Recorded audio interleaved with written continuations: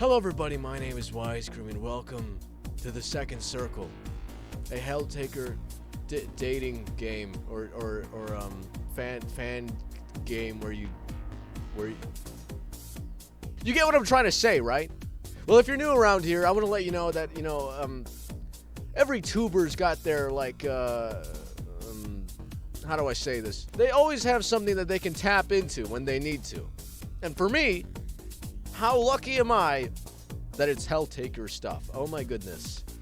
So, welcome to the Second Circle, everybody. I was appropriately dressed for our oncoming date. Hopefully, my outfit is so scuffed. It's like my tie, my blue tie on my red shirt, and whatever. So, come along with me, and hopefully we'll have some fun. It's been a full year since you escaped from hell, bringing with you a staunch harem of terrible demon women. Pandemonica, the sadistic workaholic with a penchant for coffee. I don't know what that word means. Really good. Oh wow, really good mimicking the art style of the formidable Helltaker game. I meant to say Van Ripper, right? Modius, a demon of lust with personal space issues. Cerberus, three excitable demons with adorable what are these big words? I don't understand them. Big goals. Malina, a staunch believer in the curative powers of alcohol and strategy games, constantly tormented by her sister, ZDRAGIN, a demon with severe authority problems and daddy issues. Really good copying the art style. That's really good for the artist here. Azazel, a self-proclaimed angel from heaven, moonlighting amongst the demons to complete a research paper. This is some big vocabulary. We're like 7 sentences in, and I found like 3 words I still don't know. Justice, an easygoing demon just out to live life to the fullest. Judgment, holy frick, this vocabulary. I'm not smart enough for this game. Protege, I don't know what that word means. Of justice, high-strung warden of hell. And your boy's favorite. I gotta stop making comments like that. Judgment is my favorite, however. I hope you can respect that. Am I valid? And Lucifer, the queen of hell with a soft spot for chocolate pancakes. Well, technically they all have a soft spot for pancakes. And speaking of, oh wow, what a nice set. Jeez, okay. And just like that, bon appetit! Taker, you really must clean out the refrigerator. Why? What? Look at it. There are flies everywhere. What the frick? Is that Beelzebub? Will you clean out the refrigerator now? Yeah, sure, okay. Fine, I'll handle it. You gingerly ask the Queen of Darkness to step away from the kitchen for a moment. After she does so, you grab the fly-infested picnic basket and wait. Oh, frick. Oh, man. A swirling portal opens before you, casting the refrigerator in a purple hue and sending shadows dancing up the walls of the kitchen. What the frick? On the counter, a carton of eggs explodes, smattering the countertop with yolk. Bracing yourself, you step to the portal, picnic basket in hand. What the frick? Oh! The familiar wave of nausea hits you like a truck as you're plunged into the velvety darkness. What the frick? Squinting your eyes, you begin to make out shapes, furniture, forged from darkness, and elaborate high windows made from the same are barely discernible from their surroundings. A familiar figure approaches you, clad in a deep red outfit. I need to lower... Taker, I was wondering when you'd next visit me. That makes 2 of us. Do you know how hard it is to get an entire room to yourself in a house filled with 9 demons? Keeping your banishment portal a secret from them is almost impossible. You must mean to tell the rest of the demons have no clue you're sneaking off to the void to visit little old me? Not that I'm aware of. Holy frick, you are really profusely sweating. Oh my goodness. Okay, not that I'm aware of. Delightfully devilish, Taker, if I do say so myself. What the frick? Seymour. So, what did you bring your favorite fly today? I made moon pies. Moon pies? What's a moon pie? Exquisite! Well then, to the banquet hall. Oh wow, am I cheating on all of them with Beelzebub? That's kind of gamer-like, I think. I don't know. The Queen Crimson leads you through the network of twisting halls and corridors that comprise much of the interior of her castle. A small conjured light sitting in Beelzebub's palm is the only source of illumination as you walk through the Stygian castle. What are these words, dude? This is some big brain vocabulary. Its faint glow forcing you to walk closely behind the demoness. The castle does not seem to have been designed with conventional physics in mind. Staircases twist sideways, doors open on the blank walls, and the curtain tiebacks hiss at you when you attempt to catch a glimpse of the inky blackness beyond the windows. Frick. Eventually, you arrive at a massive pair of engraved doors. Standing to the immediate left of the doors is an aged skeleton practically falling apart at the sockets. A tattered suit clings to the skeleton's frame, maintaining a small semblance of dignity despite its age. Whoa! Walter! Evening, Walter. Master Taker, so good to see you again. It does my dusty heart well to see the lady with a gentleman companion after all this time. Walter, how long has it been, Walter? Walter. Walter. Servants should be seen and not heard. Oh, of course, my lady, I'm so sorry. His old bones creaking, Walter heaves the door to the dining hall open. Beelzebub strides past him with a nary a glance. Dude, these words, man, I'm not smart. You follow closely behind her, pausing only to slip the ancient skeleton a small carton of milk you've stowed away in the picnic basket. That's so thoughtful. Accepting it in silent gratitude, Walter closes the door behind you, somehow giving you a wink before disappearing out of sight behind the massive monolith to Beelzebub's industrious nature. What the frick? Turning around, you examine the dining hall. Like the rest of the castle, it is a huge inky black, with details distinguishing one object from the next only observable after prolonged scrutiny. The small light, a soft orange glow pressing back against the glowing darkness, illuminates Beelzebub sitting at a small table nearby. Whoa, okay. Oh, Taker. Would you come join me for a meal? Yeah, the freaking moon pies I made for you. Why are you slobbering all over the place? Goodness. Clean that up. Walter, get some napkins, Walter. What the frick? You walk over to the table and examine it. It's made from the same hard black material as everything else in the void. The silverware are purely decorative, and you're pretty sure the napkins could be used as a blunt weapon in an emergency. Well, just stand there. Have a seat. Thanks. You produce the moon pies from the picnic basket and divide them equally between the two of you. Your hands have barely left her plate before Beelzebub begins scarfing down her portion with reckless enthusiasm. That's a lot of moon pies. Incredible, so tasty! What did you say were in these? Sugar, eggs, sugar, flour, and a little sugar on top. That's good, all right. Oh, they're perfect! You do know how to treat an old fly well, don't you? I'd imagine anything tastes nice after 1,000 years of primordial suffering. So it does, yeah. So, tell me, Taker, what's been going on in your life that caused you to seek out my esteemed company? Well, you relate the long and the short of everything that's happened over the past week to the exiled demon who listens to your tale with rapt attention. Rapt. Holy frick, dude, I gotta look these up. As your story concludes, a slight smirk creeps its way over Beelzebub's lips. Sounds like old Lucy's got plenty of trouble on her plate. Trying to take solo control of hell is a bad idea. I told her as much as before she and High Prosecutor Justice cast me out. Oh well, she'll learn in time that some voices aren't as easily silenced as mine. And what about you, Taker? When the chips are down, would you stand with that imposter queen? Imposter? I typically don't pay attention to the politics of hell. I couldn't even get through the Game of Thrones. Through Game of Thrones, okay. Oh, what I wouldn't give to have cable down here. There's only so much amusement to be extracted by putting on little outfits on Walter and making him act out soap operas.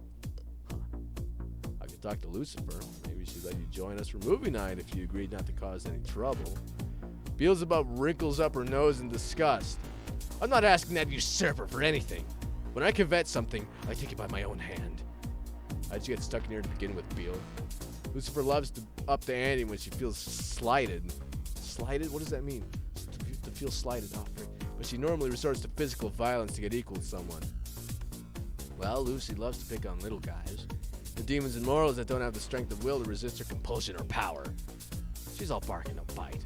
She doesn't have the metaphysical oomph to take on an elder demon like me in a fair fight.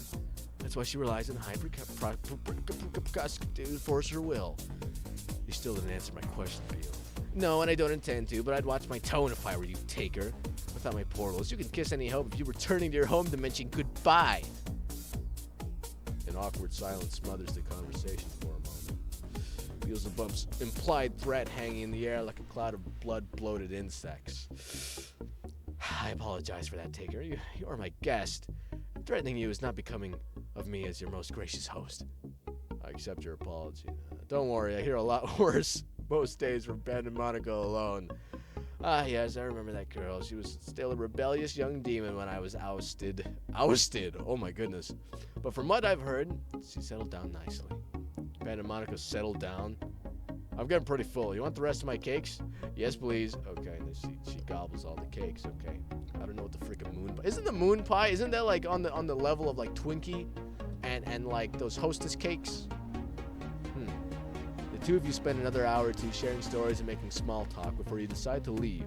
Beelzebub obligingly wills a banishment portal to the human realm into existence. Well, I guess it's goodbye then. Yes, do come again soon. It's always nice to have someone to talk to, and doubly so when they bring me treats. Okay. Pretty sure Walter is someone. He's a servant and a skeleton. Still, maybe give him a chance?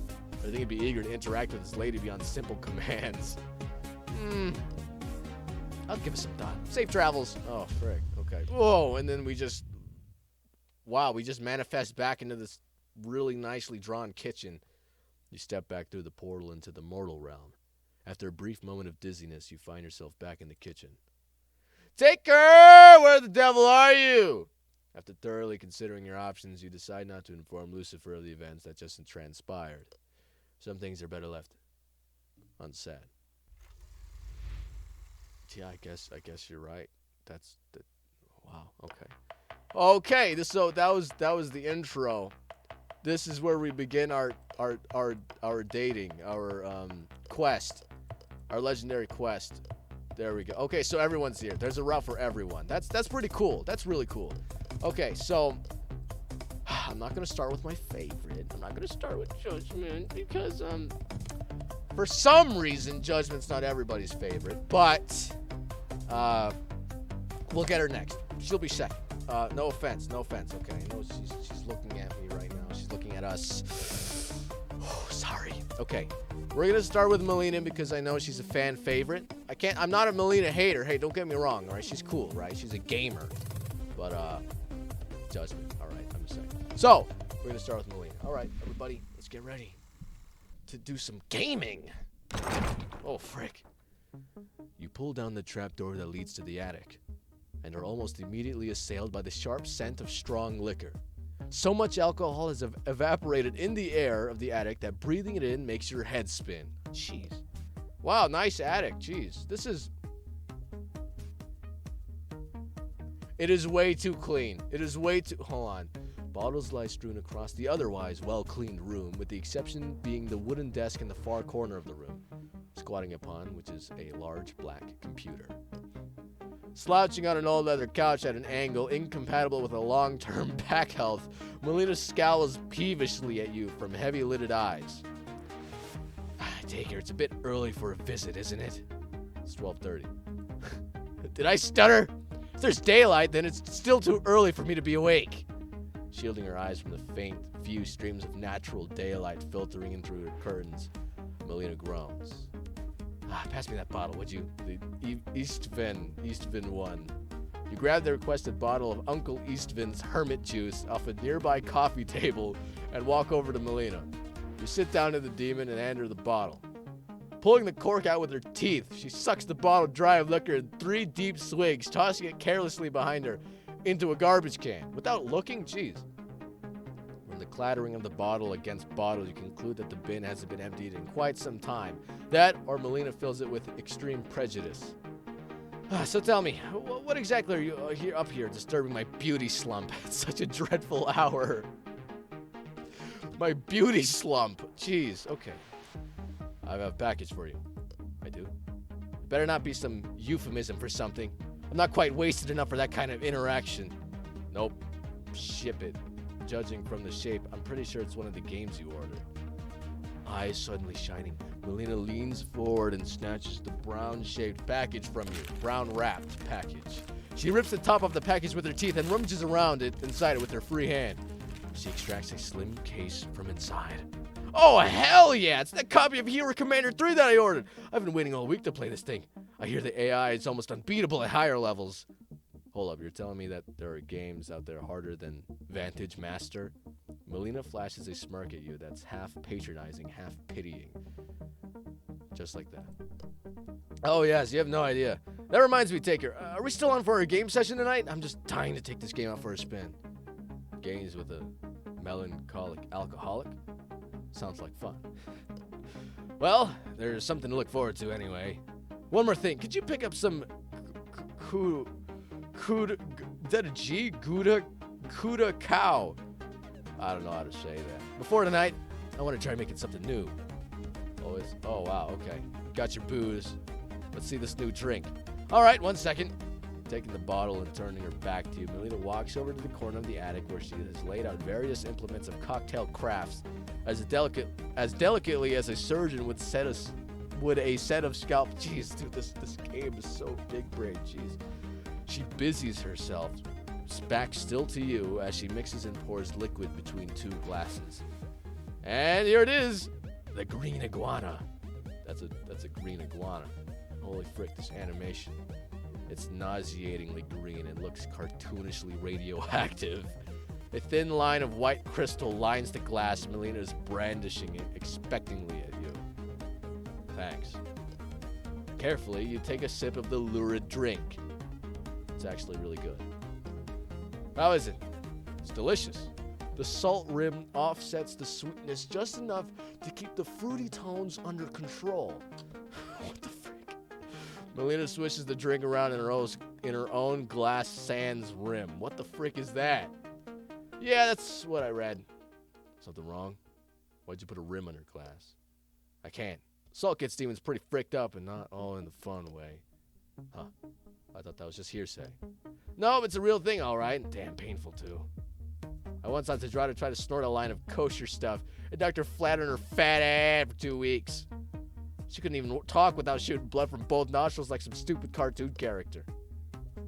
She pauses for a moment. I need to sit up, right? Jeez, I need to sit up. I need to sit up straight like a gentleman. Hold on. There we go.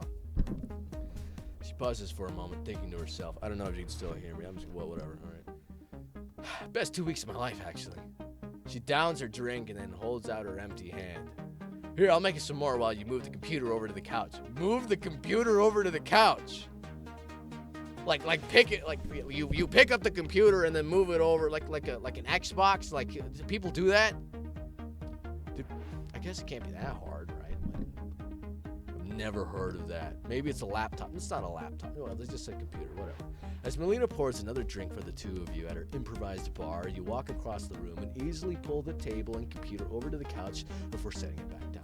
Malina joins you a moment later, handing you a refill before flickering the computer on and inserting the game into the disc reader. The game boots up. Backed by dramatic orchestral music, we didn't have the budget to compose for this game. We're starting on hard difficulty, right? Like there's any other rational option. Damn straight! Wait, are we playing on campaign or maybe survival mode would be better? Look, it even has versus mode. Hard passing that one. Competition isn't worth the bridges burned, trust me on that. Survival then. That way if you die early on, I get a turn. Like I'm gonna let that happen. Hope you're comfortable sitting there, cheat, because it's going to be a long time before you get your turn in. Holy frick. I am... Oh, that's Taker. That is not Taker right there, as you can see. This is not Taker. That's Taker right there, okay? That's the green iguana referenced from 2 minutes ago. What kind of controller is that? What kind of on-brand controller is that? That's so on-brand. Wait, what is that? Okay, sorry. True to her word, Malina plays the game like the seasoned veteran she is. This new game that she never played before. It's a new game, new stuff. Okay, all right, wow. And she cruises through the early game like a battleship on steroids until... Goddamn quicksand! Why the developers would even consider implementing it. A hazard like that kills your units on contact with absolutely no warning is beyond me. My turn then. Any sage advice? Yeah, get good or get off and let me try again. You do neither. And the two of you spend the next several hours in the attic, routinely swearing at the game in turn. As the night begins to wrap up, the two of you slump sideways more and more until you're resting shoulder to shoulder on the couch. So, how does Hero Commander 3 compare to the others we play? The difficulty isn't all cracked up to be, and the story may as well have been written by a chimp with a typewriter for all the fricks I give. Sounds like you got something of a pattern going. What's that supposed to mean? You've done nothing but complain about the last 3 games you've got, and I'm starting to think you're not actually enjoying them.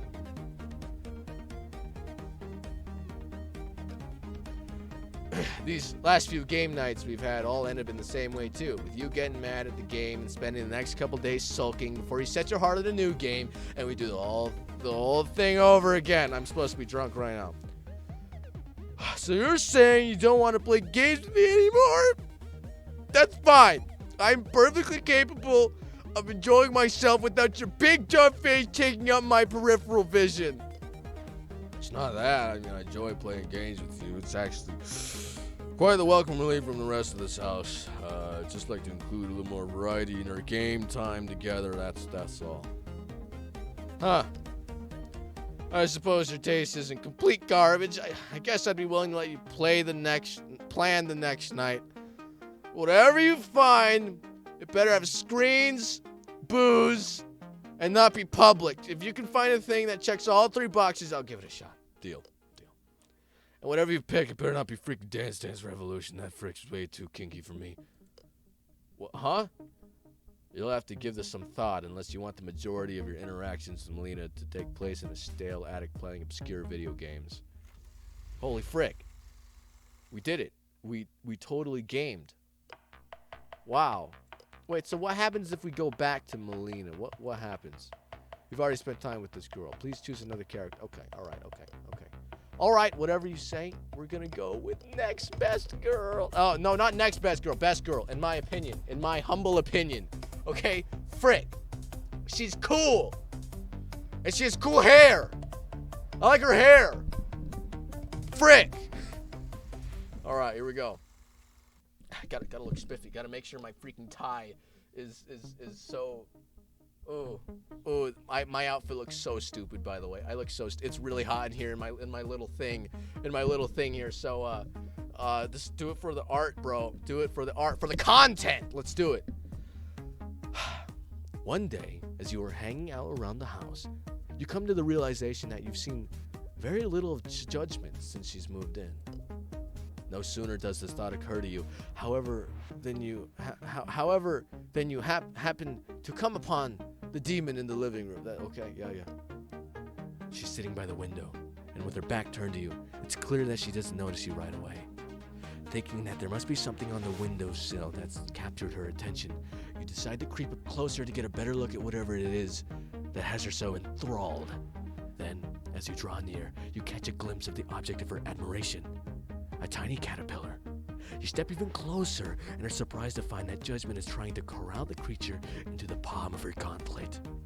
Sadly, the insect, seeming put off by the feel of the metal, resists her endeavors.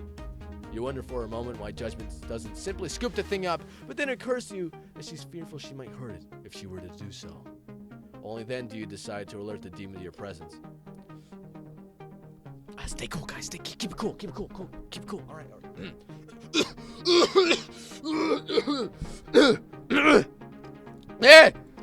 At once, the demon leaps to her feet and spins to you, blushing profusely, and she wears the expression of someone who was caught with her hand in the cookie jar, so to speak. What the frick? Mortal! You startled me! Sorry about that. I just wanted to see what you were doing over here. Oh, I have discovered an intruder! An intruder? You mean the caterpillar? Indeed. We must dispose of it swiftly. I suppose so. Alright, here, let me take care of it. Alright, got it. Judgment steps aside and you approach the windowsill, and as you bend down to scoop the caterpillar up into your hand, you hear a small gasp at your back. Peering over your shoulder, you see Judgment staring intently back at you.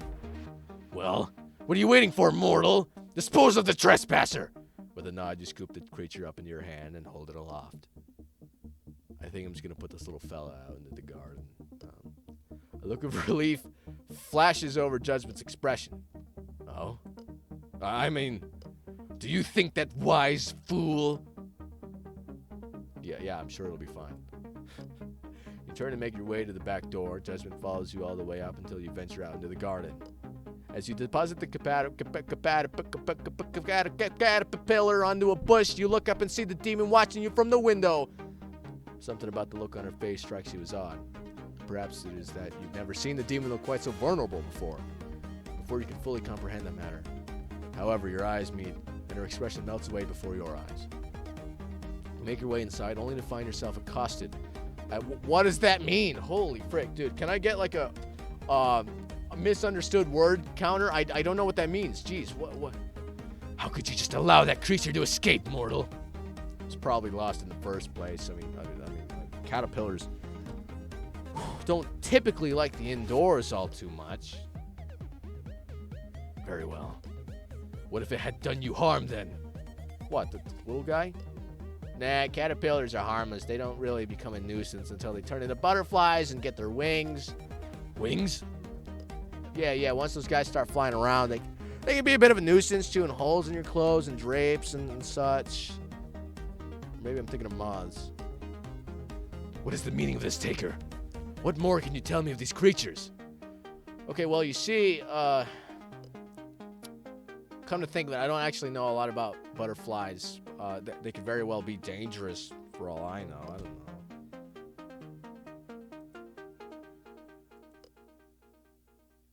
know. Okay. How about this?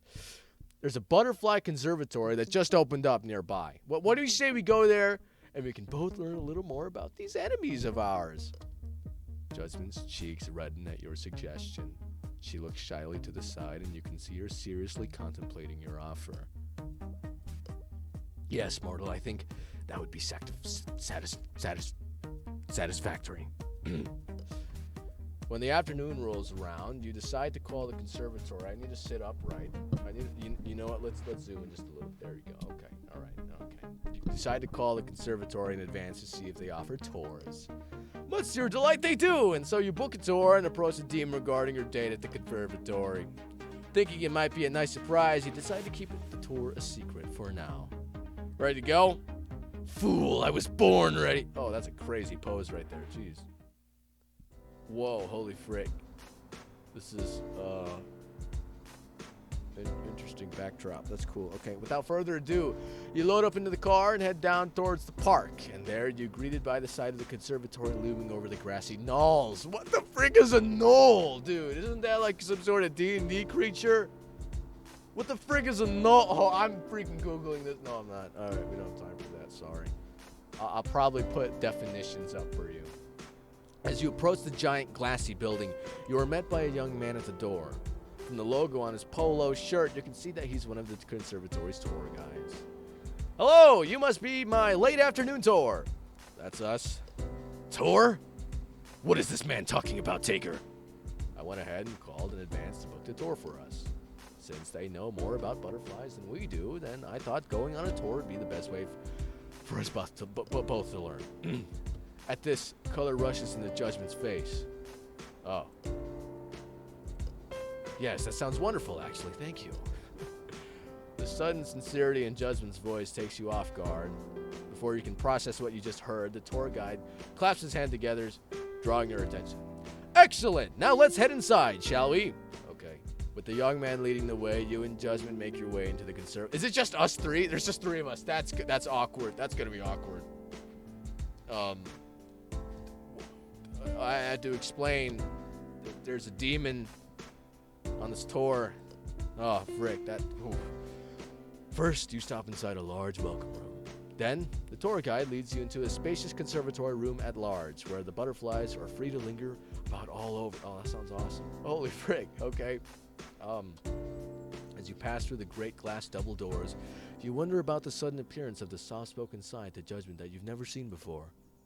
Though peculiar and vastly different from the first impression you got from her down in hell, you find yourself excited at the opportunity to learn more about this gentle facet of her personality. Yeah, you tried to kill me, remember? But, I killed you with kindness. Let's go. You smile as you watch the demoness bend down to examine a caterpillar on a leaf. Tell me, boy, how long does it take for these creatures to become airborne? With a sigh, you realize that for whatever reason, Judgment's more gentle side is buried deep. You are pleased to see that the tour guide seems unfazed by this demon's sudden outburst. Well, the typical metamorphosis cycle occurs over the course of 30 days. Some species vary from that number by a couple of days or so, but generally speaking, it takes about 1 month for a caterpillar to become a butterfly. A month? does not give us much time to prepare, mortal. What do they eat? Wait, we're not. What do you mean prepare? What? Like prepare? Are we adopting a thing? What do they eat usually? That's a good question, actually. For the most part, a caterpillar's diet consists almost entirely of plant matter. After they undergo metamorphosis, however, their food choice changes depending on the species. Most butterflies eat plant nectar, but others may choose to feed on things like tree sap, fruit, or even decaying animal matter. So they are meat eaters? Some of them are, yes, but most butterflies have quite the sweet tooth. If you wanted to feed them yourself, you could put on a plate of chopped fruit, or even a simple solution of sugar and water is enough to get their attention. Would you like to feed one? Yes, please. At this, the young man reaches for his squeeze bottle that he keeps on his belt. He then takes Judgment's hands, dabs some of the liquid onto her palm, and prompts her to hold her arm aloft. Aloft, yeah. In no time, a butterfly lands right onto the demon's hand and begins to lap at the sugary substance with its narrow tongue. It tickles. It does a little, doesn't it? Would you like to try too, sir? I would. The man pours some of the sugar water into your palm as well. And soon enough, you two have attracted the attention of a couple hungry butterflies. As Judgment stares intently at the creatures fluttering about her palm, you find that your attention is on her instead. It's hard to believe that this is the same demon who once tried to trap you for an eternity of torment and hell. If you put a little on the tip of your finger and draw a line down the bridge of your nose, you might that's tour guide. You might even get one to land there. As I understand, doing that makes for a great photo opportunity. Like this. Before the tour guide can answer, a butterfly lands right on Judgment's face, startling the demon. Oh! The three of you share in a round of laughter before... It's just three of us. That's so awkward. Oh, okay. All right. Oh, that's it. Damn, I wanted to look at that scene more. I didn't get to analyze. Damn, okay. Before you are quite ready for it to end, the tour concludes, and you and Judgment return to the waiting area to retrieve your gloves. I don't know why I don't usually stutter this much when I'm reading things, but maybe it's because I'm freaking sweating balls in the suit in my thing. But why the music stopped? Just before you leave the conservatory area, you hear a tiny crunch followed by...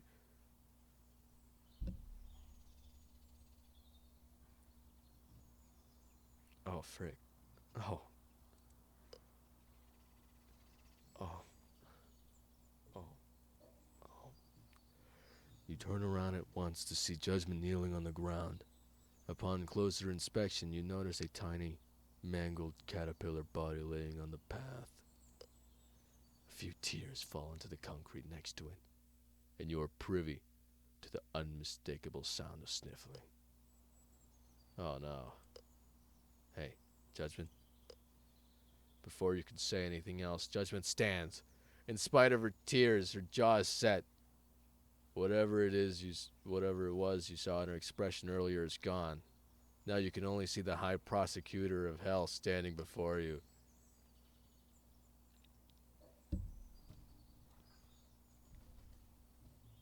Frick, man. Stepped on a caterpillar. Foolish creature. Let that be a warning to all of your kind who think it is wise to cross me, for I am Judgment, the High Prosecutor of Hell. And at this, Judgment brushes past you on her way to retrieve her belongings. Sadly, all you can do is watch as the demon dons her gauntlets and set her sights on the door. You follow, and soon enough the two of you are in the car with your sights set on home. After a silent and somber drive, you arrive at your front door. Judgment is quick to get out of the car. Thank you for today, mortal. It was enjoyable. Though her eyes are still red from her tears, you decide to say nothing of the caterpillar. I'm glad you had a good time, Judgment. Perhaps we can do it again sometime. Perhaps. And with that, the demon turns and hurries into the house. You follow, but catch no sign of her anywhere. Only the sound of a slamming door meets your ears. For the rest of the day, Judgment's door remains closed with no sight of the demon within. Damn! Damn! What? I thought we were trying to date. Holy frick. Wow, I still got a few to go. Okay, let's keep going. Let's keep going. Let's keep going. Let's keep going. Okay, let's do ZDRAGIN next, because apparently everyone hates her. So let's do ZDRAGIN. All right. Oh, wow. I hope it gets better. ZDRAGIN stands idly in the living room, smoking a cigarette from her seemingly never-ending supply. Lazily, she exhales a great cloud of smoke, letting it disperse before acknowledging your presence. Hey there, Taker. How's it hanging? Well enough. Would you mind explaining why you haven't taken out the garbage yet? Because I don't want to? Who do you think you're talking to? Currently a spoiled child. Me? A child? I'm not the one that sits around playing video games all day or fricks on the neighbor's lawn when they won't let her play with their cat. Wait. What? What the frick? Malina...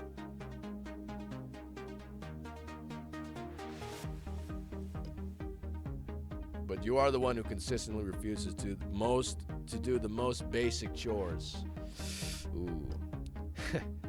If you want to ride someone's butt that badly, go talk to Modius. I'm sure she'd be down for it. This is non-negotiable. Unless you're willing to sacrifice your pancake privileges. Hey, frick taker, I've got a better idea. How about you, instead of making me take out the trash, you just take me out instead? Like kill you? Oh, no, a date. Oh, is that what you... Wait, hold on. Unless you're misreading the situation, ZDRAGIN actually wants to go on a date? Take me on a date? Nothing good can possibly come from it. Yeah, ooh.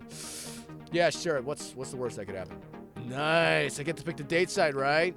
Absolutely not. Now, if you don't mind, I've got your job to do. Oh, we're back at... Okay. So, Taker, where we heading? We could hit up the local smoker's bar up for a little smoking choke. What's a smoking choke? Can't. Last time we went there, you got thrown out for playing knifey finger with the regulars. And I freaking beat the house record! Oh, you do know the object of that game is to avoid cutting yourself, right? Yeah, and if you play by your freaking mortal rules, I wasn't up for blue balling myself just to win a game. That's more Malinka's stuff. You worry me. Despite her provocative attitudes, ZDRAGIN's company isn't entirely unpleasant. As you walk down the street, your conversation isn't anything but banal. What the frick does that mean? Banal? Banal? Frick. Okay, alright. ZDRAGIN seems to delight in taking life itself down a peg. Anything crossing your path she can't roast verbally. You have to step in to prevent her from roasting literally. Finally, you arrive at your destination. What the frick? Oh. Well, here we are. Really? But this looks like a greenhouse? A freaking greenhouse? You were the person who was so eager to neglect her job. Now you get to help me with mine. Lucifer's been complaining about the decor in the house and asked me to pick out something colorful to brighten up the place. But does it have to be plants? If you gave me some time, I could get you a nice goat. Properly arranged. Those little bastards can really color the place up. You really don't know what she's talking about. What the frick? We're sticking with plants for now. Probably something easy to take care of. Like an arborvitae. Or a... Helltaker's a greensman. What the frick? Check out Mr. Big Word Botany Nerd over here. You ever learn about how you're going to show me a good time? If taking years that insufferable, then help me find a suitable plant, and I'll promise we'll leave as soon as we have what we came for. Fine, but after this, you and me are hitting the town proper, you hear?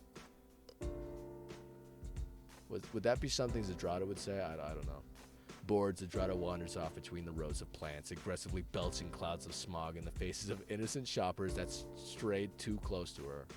Okay. Yeah. You content yourself with examining the ferns until... Hey, Taker, you gotta check this stuff out! You see, turning, you see ZDRAGIN aggressively brandishing a small cactus at you. What's the matter? You didn't tell me they had plants like this in the mortal world. It's a cactus. You don't have cactuses in hell? Nah, the ones that we have in hell are freaking massive and covered in hollow needles that stab your body and suck out your... I think I get the picture. But what's with the enthusiasm? I didn't have you pinned as a botanist. As if. You're telling me you don't see the bedroom applications for this little sucker? To be honest, you're kind of glad you never considered it. You never considered it. And you certainly can't wait to never consider it again as soon as possible. Well, if you're interested in taking care of it and promise not to bring anywhere near the bed, I suppose you can have it. She wrinkles up her nose in disgust. Me? Take care of it? Hard pass on that front. Better put it back then. Damn. Ooh. The demon girl once more retreats into the depths of the store, muttering obscenities and curses under her breath. You return to browsing and eventually call over an attendant to press for questions.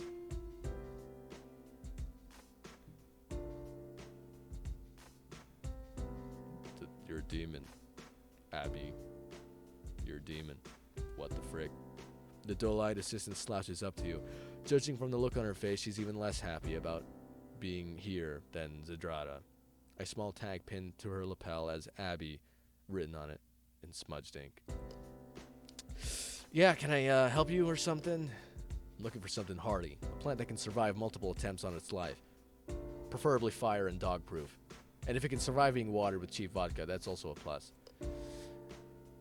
The assistant scowls, considering your question. Her answer comes slowly, almost reluctantly. I don't know, man. Just started this job. I don't have the patience to learn all this stuff. But I know one of my roommates keeps a golden pothos that just refuses to die. I've seen her chuck that bad boy at the third-story window, and it didn't seem particularly bothered. Sounds like the level of chaos in our house lives. The level of chaos in our house lives is quite similar. In our house lives. Okay. I've never heard someone say that before. What the frick does that even mean? Oh.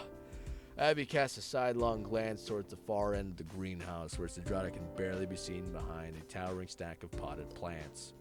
The few flowers visible from the bottom containers appear to be begging for the sweet release of death, as ZDRAGIN balances another armful of pots on the precarious stack.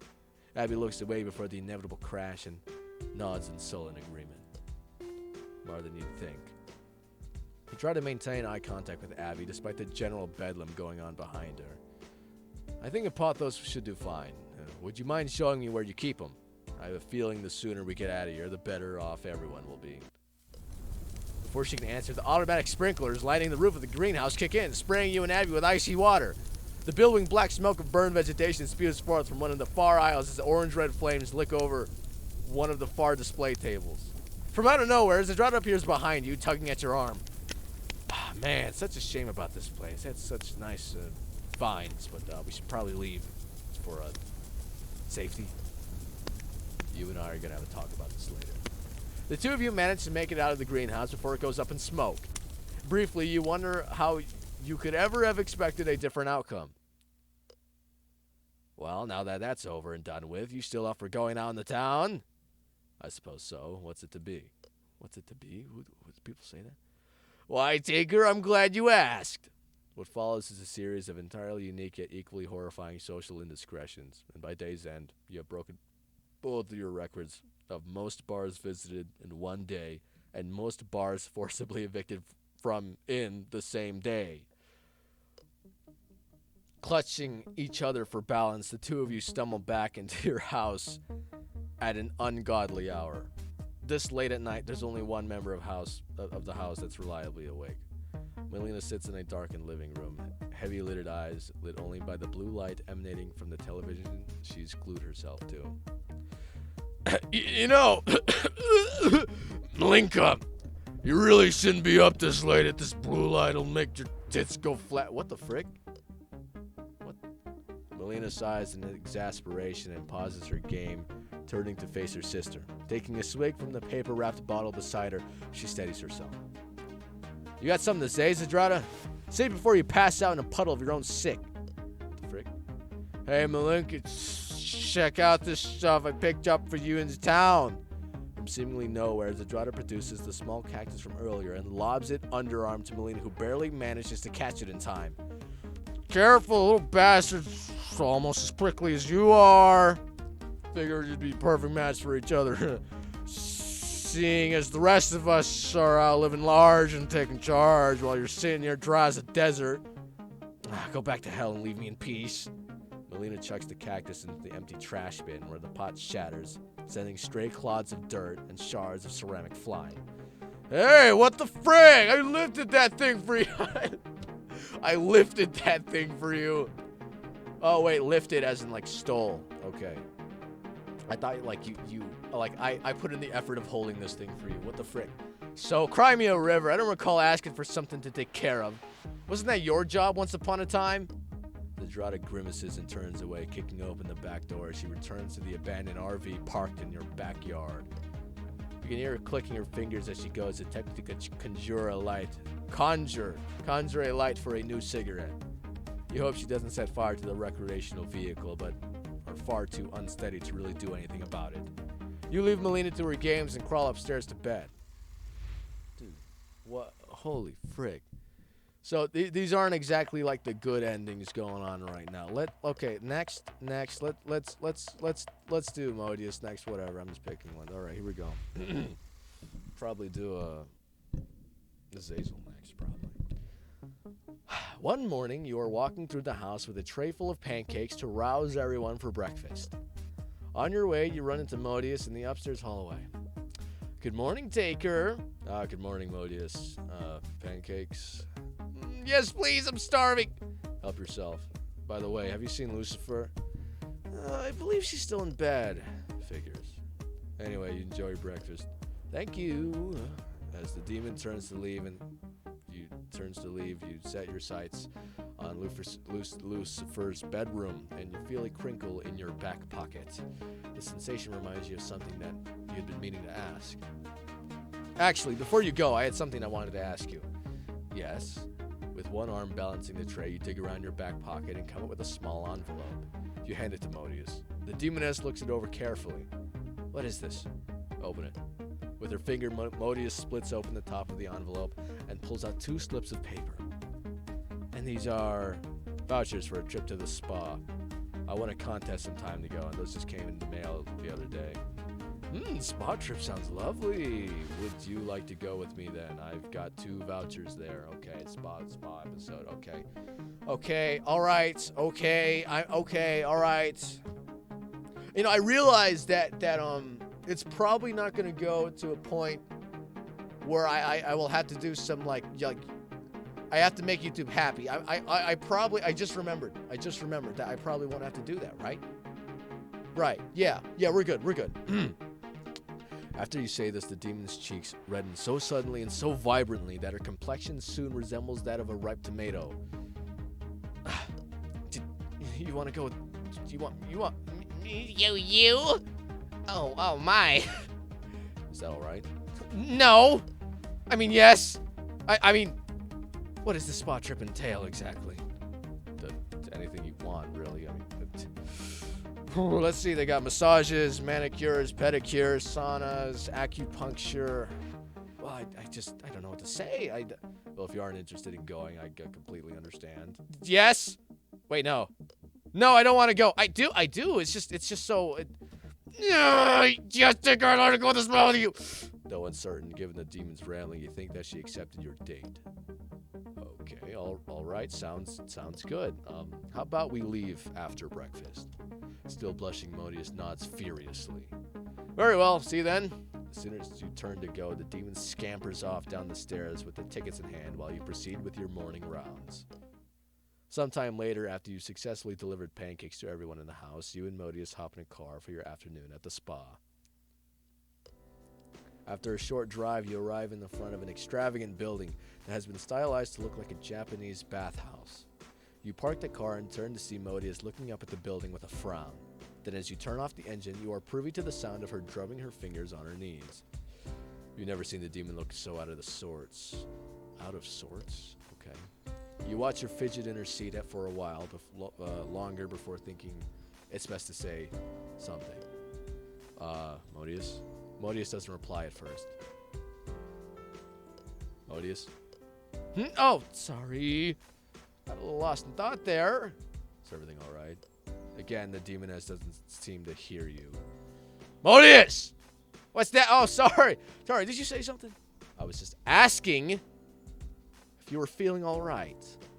Me? Oh, yeah, I'm fine. Ready to head inside?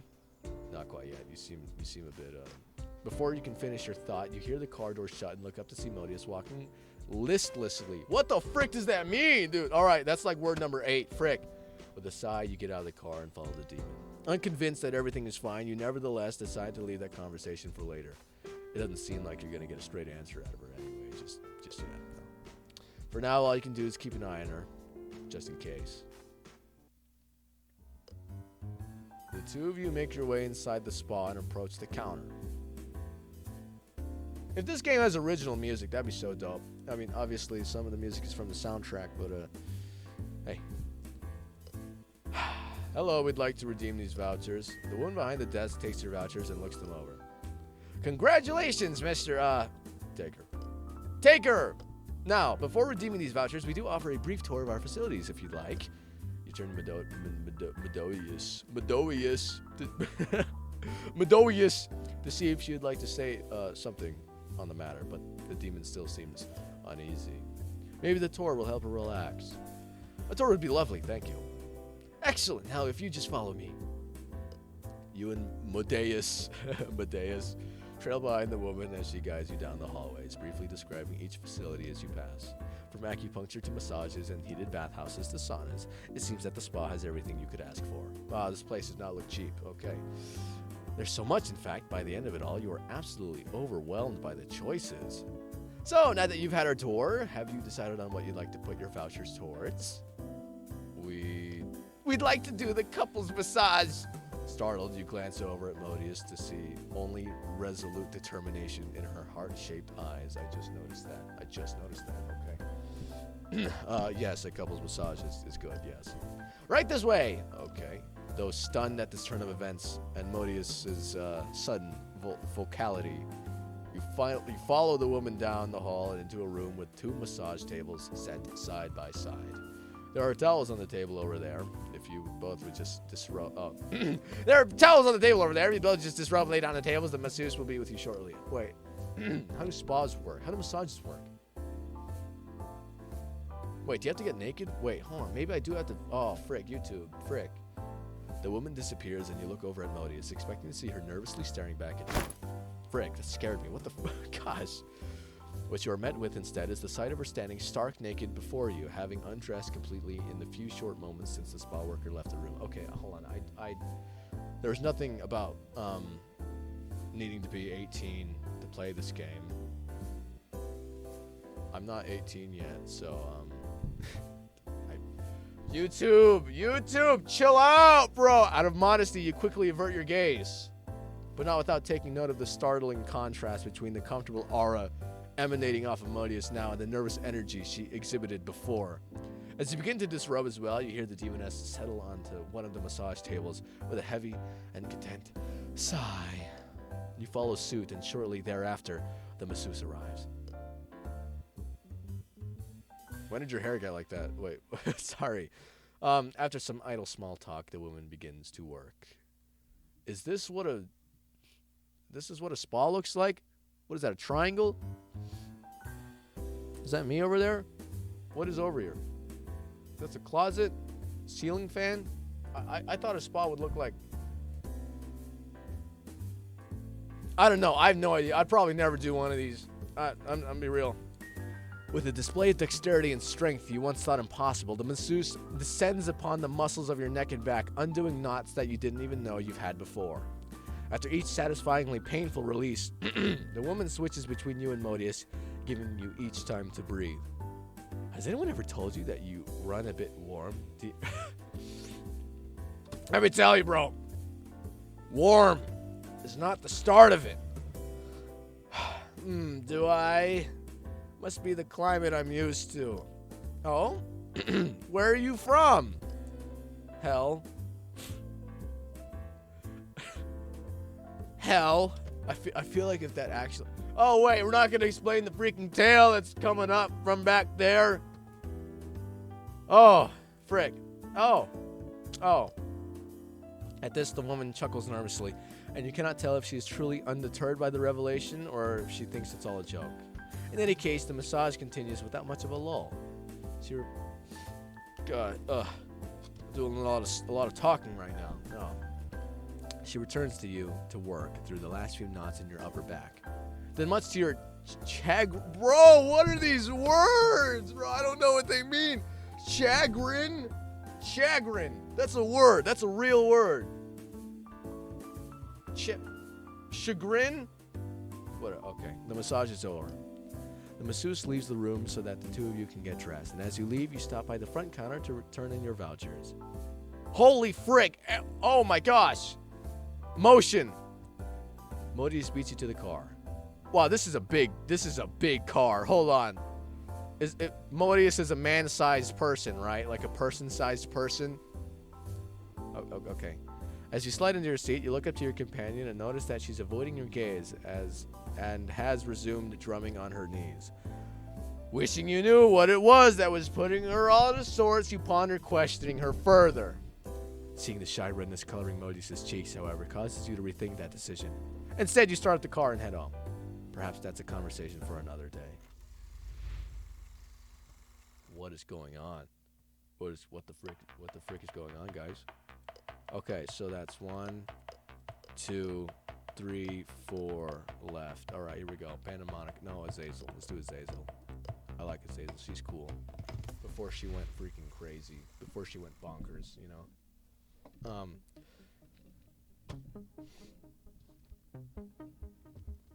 Late one night, you are dragging yourself to bed after you. Modius, Pandemonica, and Malina sat down for an impromptu movie marathon.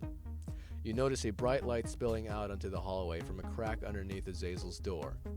With a groan, you make your way over and knock on her door. From inside, you hear the monetary shuffling of papers before a small voice answers you. Yes! Yes! Yes! Who is it? There's something about the angel's chipper tone that makes you question your own sanity, let alone hers. Azazel, you do realize how late it is, don't you? Whoa! Holy frick! All of a sudden, the door swings open and Azazel stands before you. Though you can tell from a distant look in her eyes that she hasn't slept a wink, the angel seems unfazed by that fact. Oh, hello there, Mr. Taker. Goodness me, is it that late already? Guys. Oh, okay. No, you're fine. Okay. I should be getting to bed, shouldn't I? Yes, you should. Against your better judgment, you look past Azazel and peer into the messy room behind her. While you wouldn't describe the space as being typically tidy, there is something extra chaotic about the state of it. The state of it tonight that causes you to worry for the angel's mental state. What are you working on in there? Oh, my thesis. Azazel turns to look at the mess of scattered papers, leaning toward the towers of books, with a strange sense of pride in her voice. Your thesis. Indeed! I have this theory that there's a way to classify everything in existence. I see. And how have you arrived at this idea? As soon as the words leave your lips, you immediately regret them, because at once, Azazel's eyes begin to shimmer with excitement. Before you can escape, she draws in a deep breath in preparation for what you can only imagine is an incredibly lengthy explanation. Well, you see, at first I intended to focus solely on non-living things that are made up of physical matter, but then I realized that doing so would force us to contend with the plethora of questions regarding the quantifications of life, and I personally am simply not interested in answering such inquiries, so I expanded my research to include living things as well. The whole conundrum, of course, got me thinking maybe there's an argument to be made that I'm ignoring the fourth dimension entirely. In that case, shouldn't I try to include things that once existed as well as things that are yet to exist? I suppose. And while I'm at it, really shouldn't be discriminating when things come to exist only with their plain reality. That's to say, heaven, hell, and the world in between, so I shouldn't have to include things from all realms? Wait, you mean to tell me that there are other... You know that! Never mind. Well, okay, what I'm gathering is this. You aim to find a way to put everything, all living and non-living things that exist in the past, present, and future, from all realms of existence into a comprehensive classification system. Yep. And that is why you're awake at 3 in the morning. Yep. Feeling the approach of an imminent headache, you begin to massage your temples. It's quite the undertaking, Azazel. Don't you think to be better prepared to tackle it if you perhaps got some rest? There's no time for rest, Mr. Taker. If I plan to get my thesis finished this millennia, I must spend as much time as I can working. Very well. Then how about this? There's a museum in the city that's a whole slew of exhibits that I'm sure would be perfect for your research. If you promise to go to bed, I'll take you there tomorrow. At the mere mention of the museum, Azazel's eyes become as wide as saucers. Do you really mean it, Mr. Taker? Oh, I do, yeah. Now, do we have a deal? Too right we do. People say that? People say that? Good night, Mr. Taker. Okay, and with that, Azazel shuts the door in your face, leaving you standing alone in the shadowy hallway, quite stunned and yet, in a way, satisfied. Okay, now it's dark. As you make your way to your own bed, you peek over your shoulder just in time to see the light in the angel's room click off, plunging the corridor into total darkness. Great, okay. Sleep is very good for you. True to your word, you are up early the next morning, dressed and ready to take Azazel to the museum. Before you can so much as knock on the angel's door, it swings open, and Azazel is there, notepad in hand, bouncing on her heels with elation. Museum time! Museum time. The both of you load up into the car and set off into the city. Though the museum is a fair distance away, Azazel turns what would otherwise be a long, quiet, and perhaps to some boring drive into one filled with nauseatingly thorough lecture around every intimate detail of her thesis and the research that she has done thus far. With each passing moment, you feel as though your very presence in the universe is shrinking. Fortunately, just as Azazel is about to launch into a discussion around quantum physics and the fourth dimension, you arrive at your destination. Okay. As you shut off the engine, you turn to see your companion brimming with excitement. Before she can leave the car, however, you clear your throat to grab her attention. Azazel. What is it, Mr. Taker? Listen, I just want you to know that I understand that there have been a lot of changes lately with what you and everyone else, moving in all at once, It's just a lot to get used to. Sure, I suppose. I don't understand what I'm trying to say is that I'm here for you if you ever need to talk about anything, Why would you say that? Now she's going to be like, would you like to hear about how... I don't know how to be science funny. That's okay. If something is bothering you, you don't have to, keep it all bottled up. Music stop. Music stop. What the frick? Okay. Is this because of how late I was up last night? Well, yes. Oh, I see. The angel sighs and her shoulders sag. It is as if every ounce of her joyous energy has left her all at once. You'd never seen her look so downtrodden before. You must think I'm weird, too. No, I suppose I can't blame you. I mean, not many people get quite as excited about research as I do. It's just that I'm really passionate, I didn't think this was a bad thing. Azazel. If you want the truth, Mr. Taker, I've never felt happier than when I came to live with you. Being around you guys, it's like I have a family. Oh, I thought you guys hated each other. Okay. I thought they all tried to kill you or something. I don't know. I forgot. People who accept me unconditionally, even if some aspects of me are a little odd. And because of that, I've had the comfort and freedom to pursue the things that mean the most to me. Anyway, thanks for driving me to the museum. You can come pick me up later. Azazel, wait. I feel as though I owe you an apology. I can see that my assumptions have hurt your feelings, and for that I'm sorry. I hope you'll believe me when I say that I don't find your curiosity strange or off-putting. I only said what I said because I was worried about you. If you'll permit me, I'd like to make amends in any way that I can. We've got a full day to explore this museum and lots of research yet to do, so tell me, how can I help? Azazel looks at you skeptically. Though it's clear she wants to believe in you, you nevertheless see traces of hurt behind her clear blue eye. What are you upset about? I'm sorry. I never said you were weird.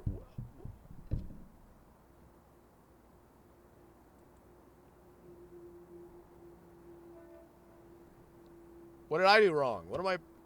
Okay, all right, that's fine. Okay. Do you mean that? I do. The angel nods, accepting your apology. I'm sorry. Did I miss something? Why am I apologizing? Okay. Well. Very well. Come on. Let's see what the museum has in store for us. Huh. You get out of the car and follow Azazel up to the museum. Inside, you are immediately presented with a directory that covers an entire wall. From the looks of things, there's so much in this museum that it'll be impossible to get through all of it in one day. Nevertheless, you're determined to cover as much ground as possible with the time you have. That's a cool picture.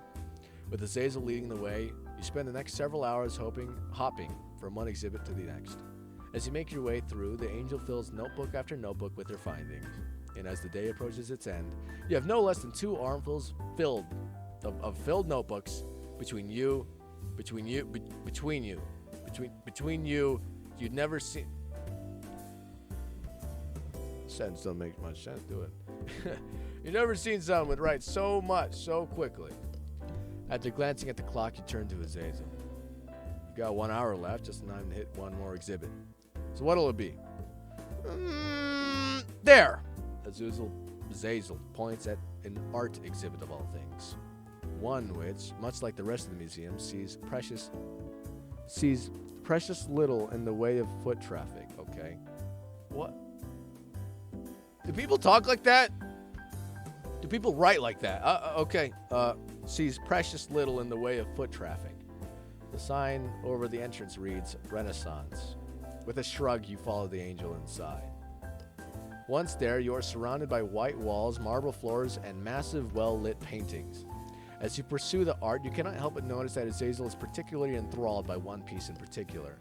At first, you think nothing of it, but soon you hear her calling over the curator. Holy frick, it's the curator. Guys, it's the curator! Pardon me, sir, but I'd like to ask about this piece here. Why, yes, ma'am. What would you like to know? Are you aware that this piece in particular is a forgery? All of a sudden, the murmur that had once permeated through the gallery is strangled into silence. What few patrons linger nearby gasp at the revelation. You nearly drop the notebooks in your arms as you hurry over to Azazel and the curator are standing. When you arrive, you notice that the curator is turning a vivacious shade of violet. I implore you to reconsider this accusation, miss. What for? I'm not lying. Why, you... Got my finger up. You are quick to step in between Azazel and the mounting rage of the art curator. The fact that you tower over the man seems to do well to subside his anger for the moment. Please relax, sir. I promise you means no harm. The curator sputters. No harm? Did you hear what she said about my gallery? I did. And you honestly mean to tell me that you believe what she's saying? Yes, as a matter of fact, I do. That's it! I want the two of you out of this gallery, out of this museum, and from now on you are banned, you hear me? Banned! With that stubbly little man hot on your heels, you and Azazel book it out of the museum. Once you get to your car, you dump the notebooks in the back seat and jump in and start the engine.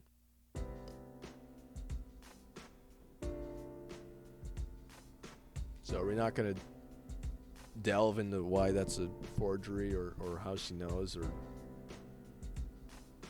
Okay. All right. Thank you. You stuck up for me back there, even though it caused you trouble. That means a lot. I hope you know. I promise to always back you up from now on, okay? Let's get the hell out of here. What the frig is going on? Okay, that was a strange one. Let's do Pandemonica next. That was interesting. One morning, you walk into the kitchen to prepare Pandemonica's coffee, only to find that the demon in question is already up and standing by the coffee maker. As the little machine sputters and spits, the bleary-eyed demon looks over at you, and you can tell from her droopy gaze that she has barely registered your presence. It's painfully obvious just how much this poor sleep schedule of her is taking its toll. I'll do this right quick. All right. You gotta sit upright like a gentleman. Jeez. Without bothering to greet you, Pandemonica returns her attention to the coffee machine. From the sounds of things, she hasn't put nearly enough water in it to make a full brew. Good morning? Oh, morning. Against your better judgment, you approach the sleepy demon and peer over your shoulder. The jug of coffee that she's attempting to make is not even a quarter of the way full, and the machine itself has come to an almost complete stop. I was just about to make coffee for everyone. Didn't expect you to be up so early. The demon scoffs. Early? I've been up all night. I see. You know, Pandemonica, I really think you should... If the next words out of your mouth are, get some sleep, I'm going to break your fingers. You decide it is wise to hold your tongue. What kind of coffee you put in there anyway? Wait a second. This is 6 hours later, and I just had the most delicious zucchini fries. What happened again? Huh. Pandemonica shrugs. Just some store-bought junk we had in the cabinet. Why? As you pondered the situation, you reminded of the coffee grinder that your father sent you not too long ago. What? I have a father. The lore thickens. You've been waiting for the perfect moment to break it out as a surprise, and perhaps now is that moment. The thought drives you to the cabinet on the other side of the kitchen. There you keep your most of your lesser used appliances. It takes you but a moment of digging around past tabletop grills, blenders, and hand mixers before you retrieve the object of your quest. Pandemonica, whose attention has come away from the coffee maker, if only to see what all the ruckus is about, watches you as you set the grinder on the counter. What do you think you're doing?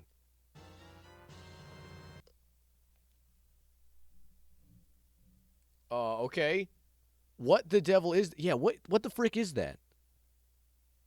That's a grinder for coffee? Like you ground your own coffee. Like you take a bean and then you blend it and then you drink it?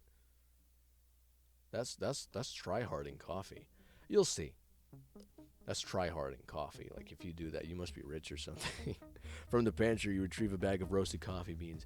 There, you measure out and pour into the grinder before setting to work, crushing them down by hand. In no time, the sweet, deep aroma of freshly ground coffee fills the kitchen. Whatever it is you're doing, don't stop, because it smells astounding. Smells astounding. I've never heard that before. Okay. After a moment, you finish up grinding the beans and turn your attention to the coffee maker itself, and you dump the old grounds into the trash and wash the jug out in the sink. Wow, we're really try-harding this. With a fresh filter installed, you empty the fruits of your labor into the machine, and using the appropriate amount of water this time, start a fresh brew. At first, it seems like Pandemonica is ready to gouge her eyes out for tossing her coffee, but as soon as the rich liquid begins to flow, her rage subsides. She approaches the counter and watches for a moment as the jug slowly fills with coffee. What did you do? This scent. It reminds me of that coffee shop on the corner. Why, yes, that's it. When I was a kid, my dad would grind his own coffee. One of my fondest memories from then is how I'd wake up to that smell filling the house every morning. So the other day, I decided to pick up a bag of beans from that place on the corner. I know how much you like their coffee, so I thought I'd bring them to you. Unfortunately, I didn't know exactly which flavor you like, so I just got the basic stuff. Hope you enjoy it. That was, unnecessary of you to do. What the frick? But I do appreciate it. I'm glad to hear that. If you'd like, we can go there together sometime. You can show me some of your favorite flavors. I'm sure it'd be nice to have those around. Yes, that'd be nice. Very well. I'll take you up on your offer. Okay, hey everybody, I used to work at a cafe, right? Selling coffee and stuff like that. We have a grinder, but it's like an automatic grinder. But yeah, we do get fresh beans, which I think is pretty cool. Then it's a date that I didn't know that fresh beans would Is grinding on the spot any different than grinding them in the factory, like before you get... I don't know. I don't think so. Why would there be a difference? I don't know. Hey, I'm not a coffee expert. I just work here. That afternoon, you and Pandemonica decide to skip dinner in favor of your date. Much to the chagrin, there's another freaking word. What the frick does that mean? It's 6 hours later. I come back 6 hours later, and I'm reminded of the fact that I don't understand every other word in this freaking book. The chagrin of Lucifer, who complained loudly that no one ever sticks around when it's her turn to kick dinner. Knowing better than to argue, you grab your coats and smile and nod your way out of the door. Keys in hand, you punt. Okay, if she kicks dinner, that's very nice of her. That is kind of mean to just leave like that. But anyways, it's not far, so walking is certainly not out of the question. I thought it was evening time. Okay.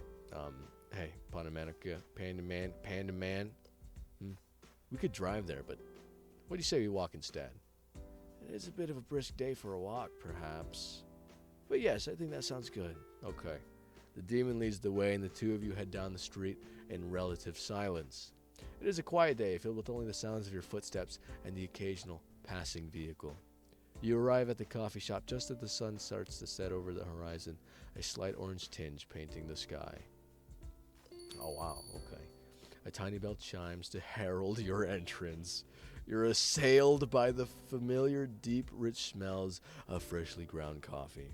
And there is a hushed murmur emanating from the smattering of patrons dotted throughout the... Dude, the freaking words. So you got herald, You got assailed. You got emanating. You got smattering, dude. Holy frig, man. That's...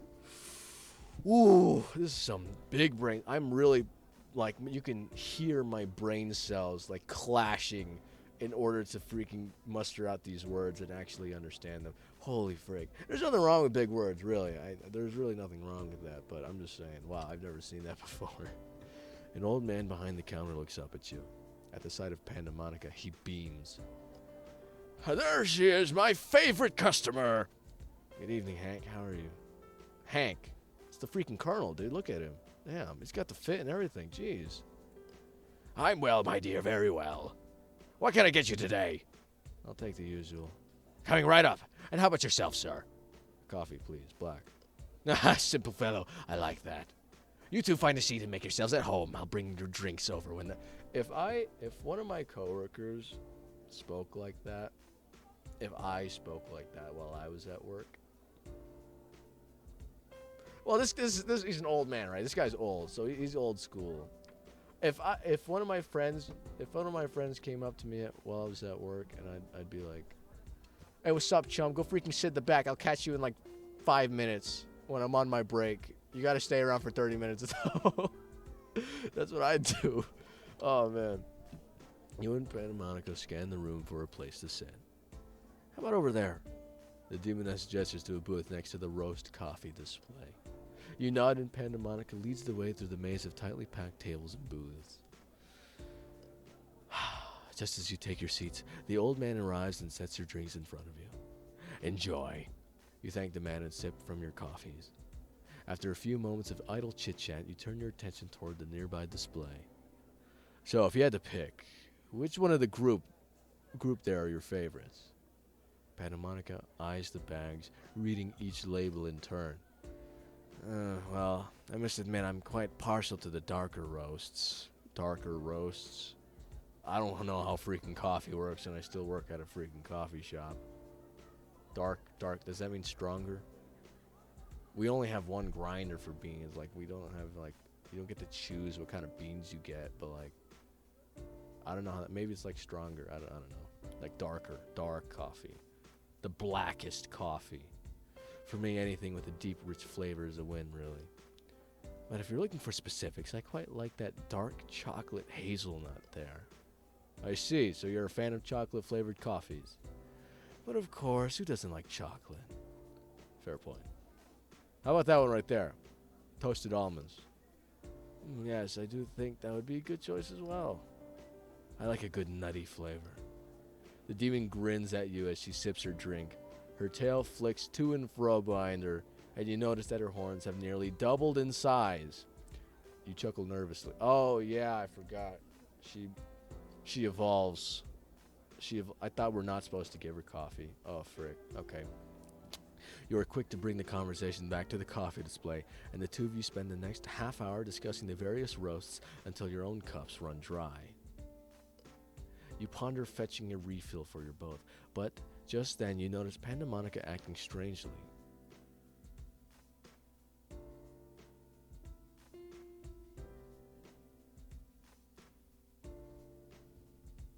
She transformed.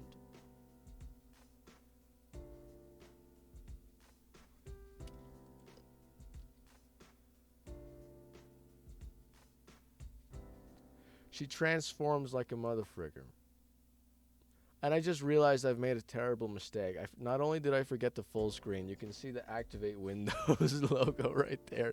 You can see it says Activate Windows. Wow, this is embarrassing. I am sorry, everybody. However, I kind of don't give a frick right now. I just had the most delicious zucchini fries. Like, okay, hold on. I'll take care of that once we finish Pandemonica. I'm so sorry to the Pandemonica fans watching this right now. I'm so sorry. However, if you are actually willing to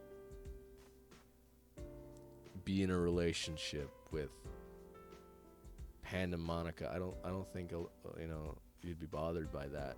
But I'm just saying, like, I'm gonna be real. Like, that's tough on you, isn't it? Okay, well. But unless you have suddenly become hard of hearing, the shop around you is nearly silent. And by now, everyone has gone home, leaving just yourselves and Hank, who is humming to himself as he wipes down some tables across the room. You think it's strange that such a noise would irritate the demon, but when you turn to look at her once again, her expression is wary and she's rubbing her temples. Shall we call it a day? Pandemonica doesn't respond. Pandemonica. Oh, yes, I think that'll be good, thank you. You gather up your things and don your jackets. Don your jackets. Oh my god. There's so much vocabulary I've never heard before. Like, I think if someone was not too good at speaking or reading English, they would have a hard time playing this game. On your way out the door, you grab a few bags of coffee and pay for them at the counter. Thank you for coming. I hope to see you both again soon. Okay, holy frick. You depart with several bags of various roasted coffee dangling from your arms. For the entire walk back, neither of you say a word. Pandemonica looks as miserable and exhausted as ever, which leaves you wondering if she even enjoyed herself tonight. Oh, wow. Okay, I thought that was the end. Okay, frick. But as you arrive at the front door, the demon stops and tugs on your sleeve. Hey. Hey. I feel I must thank you again for today. What you did this morning was very kind, and this evening I got to enjoy a bit of peace and quiet, which is a rare occurrence. I hope we can do something like this again sometime, maybe. I think I really needed it, and I'm sorry for the way I acted at the end. Bro, you're the sadistic demon. Frick. Okay, alright. No longer the sadistic demon. I'm fine with that. Okay, I take it back. For all the Pandemonica fans that were watching just now, I take it back, and I still apologize. Okay. You start to question Pandemonica about her strange behavior, but before you can even form the words, she hurries off into the house. Though you attempt to follow, all you manage to catch is a glimpse of her disappearing into her room, and the door shutting immediately behind her. You are left wondering what she did next. Wow. That's crazy, man. Wow, holy frick. I'm gonna take care of the rest of this in the morning. You guys have a good night. I'll see you in 2 seconds. Alright, what's up, y'all? It is, like 16 hours later, just got home from school. I'm ready to make some more content. I put the suit back on and everything, and I just woke up from a 20-minute nap. No, I just woke up from an hour-long nap. Yeah, I just got home from school, took an hour-long nap, and now we're back to making content. Wow, that's the life. Anyways, we're going back to Cerberus now. Hold on, wait. So we got Malina. Yeah, you already know. Wait, hold on. Did you just wink at me? Am I imagining that, or did she? Okay, that's fine. All right, whatever. We're going with Cerberus. I do not know how anyone could possibly manage Cerberus. That's something I don't know if it's possible. Out of the way! A black and white blur attempts to shoot past you into the living room, only to stop halfway through the doorway. The shape resolves into 3 young women with white hair, all stuck cartoonishly within the door frame and madly scrambling over one another in an attempt to get free. A piece of rolled up pancake, oozing chocolate, pokes out of the corner of one of their mouths. Noticing your gaze, the other 2 quickly position themselves in front of their third member as best they can, shielding her from your view. Master. Whoa, okay, hold on. Wait, these are dogs, right? Wait, no, they're demons. But they're dogs. You guys are not blinking at the same time. You know, if you guys all blinked at the same time... Wait, hold on. You guys are like one entity, right? So shouldn't you all think and blink at exactly the same time? I'm glad you don't, but I'm just saying. Go outside and play! Yeah. You were? After judgment grounded you for what you did to the mailman? Okay, they all did the same thing. That's funny. We were only doing what Modia's suggested. She always comes up with the best games. I've warned you before about taking Modius' advice when it comes to humans. Speaking of, I received a call from the hospital. It seemed the mailman's pelvis is healing quite nicely, and once we finish paying his rehab bills, we won't be pressing any further charges. Or he won't be pressing. That's cool. Oh, that's great, Master. Now, if you wouldn't mind helping us out. A furious voice echoes from the kitchen, cutting Cerberus off mid-sentence. What the hell happened in here? Where are my pancakes? That's fricked up. There's paw prints all over the counter. Where's that thrice blasted, good-for-nothing mongrel? Holy frick. Thrice blasted. Cerberus cringes at the sound and renews her attempts to free herself from her predicament. Oh, crap. She's really, really angry. Stop calling me master. That's weird. All right, I know you're a freaking dog, but, like, you don't look like a dog. Well, you got dog. Are you a dog or are you not a dog? Wait, Cerberus is a dog. Wait, hold on. Wait, Cerberus is a dog, right? That, like, guards hell or something. So then, this is a human form for a dog. You know what? Let's not think about that right now. All right, let's not. All right, something about a walk. Well, I suppose I could use a little fresh air. Yay! Quickly now, go, go, go before she sees us. Aha! There you are. Cerberus' eyes goes blank in immortal terror, but she manages to free herself from the doorway, slamming the door behind her. Frick, you and Cerberus make a mad dash for the car, and you leave a respectable strip of melted rubber on the driveway as you peel out onto the road. Oh, yes, the three of you fitting into the front seat of a car. Oh, phew, that was a close one. Yeah, we thought we were done for sure. Do you say we? Like, do you say I? Aren't you guys, like, the same person? Guys, we got to figure that out. Like, if we're living together, like, I can't be confused about that. You might still be. Lucifer rarely forgives and never forgets. You should have just stolen one of Justice's pancakes. He's usually the one who indulges your pranks. Yeah, but there's no danger in that. And therefore no fun. What the frick, guys? It's not our fault you and Lucy go halfsies on that huge stick you've got. What? Huh? Wait, what? Did I miss something? What the frick? What are you talking? A stick? Watch it. I can still turn this car back. What are you talking about? Wait, a stick? Are you talking about the pank? What the frick? There's no danger in that, therefore no fun. It's not our fault you and Lucy go halfsies on that huge... What are you talking about? I don't get it. Okay. That seemed to sober him up. So, where are we going? I hadn't really thought about it. I guess we'll just find out when we get there. Oh, we love surprises! The three of them spend the duration of the ride clustered around the window eagerly and energetically commenting on everything they can see. And after a short while, you arrive at your destination. Oh, okay, nice. We're at the park. All right. All right, here we are. This is the park! Sure is. Should be safe distance away from the house. And we'll wait out Lucifer's temper here. Oh my gosh! We haven't been here in days! Do you know how long that is in Cerberus years? You're not certain of the exact conversion rates, but it seems safe to assume lots of zeros are involved. Come on, we want to play. All right, okay, all right. As you all exit, Cerberus's bodies come tumbling head over heels from the bus. From the bus. Took the bus. Her irrepressible excitement, not about to let something like patience or demeanor get between her and the open expanse of grass surrounding you. Park, yay! Cerberus madly dashes to and from across the park, sniffing trees, uprooting plants, and chasing squirrels up trees. With some relief, you notice she still hasn't quite figured out how to climb up after them. Her collective energy never ceases to amaze me. The park is relatively empty with no other humans in sight. A blessing, where Cerberus is involved, as it means that you don't have to intervene on any of her activities to save some innocent civilians.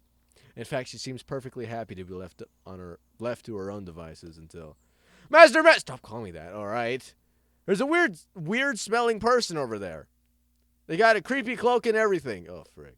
You just make out the figure lounging in the shade of an old birch tree just some 50 yards away. They're probably just taking their dog out for a walk. Let's leave them to it. Okay, but we'll keep an eye on them for you, okay? I'm not worried.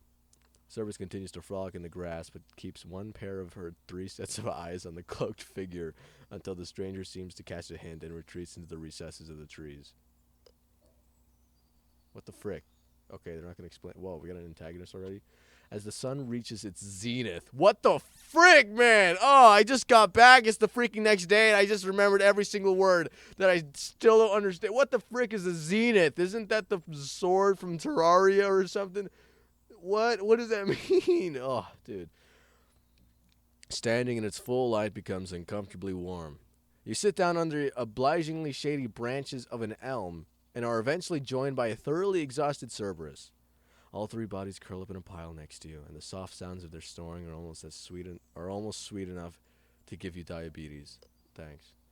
Your hand wanders from head to head, gently patting Cerberus's sleek white hair as she dozes, as you can see here. Wow, okay. Huh. You let yourself relax, and the warm summer air slowly lulls you to sleep. You awake to a slight tickling feeling from your right hip. Eyes still closed, you wonder if some small creature perhaps crawled into your pocket while you slept, and was now trying to find its way out. Squatting next to you, with their shrouded eyes laser-focused on their task, the cloaked stranger from earlier delicately works your wallet even further out of your pocket, their gloved, long-fingered hands tickling your thigh with their subtle movements. They're so focused on removing your wallet, they don't even notice your strong fingers until you wrap them around their arm, currently fishing around... All right. Hold up. Let's take things nice and slowly here. Maybe you should buy me dinner first. Damnations! In a blur of speed, her free arm shoots across your body, pressing a knife lightly against the base of your throat. I really hate doing things this way. I'm going to take what I came for. Just relax. There's no need to make a scene here. Wait, just a moment. The knife rests a little more firmly into your neck. I don't recall asking for your opinion. Just your wallet. You are suddenly filled with an overwhelming desire to let this mysterious mugger have your wallet. Slowly, careful not to antagonize the hand pressing a sharp blade into your neck, you release your fingers from the stranger's arm. There's no way I would be intimidated by a knife in after living with these demons for a long time. I honestly...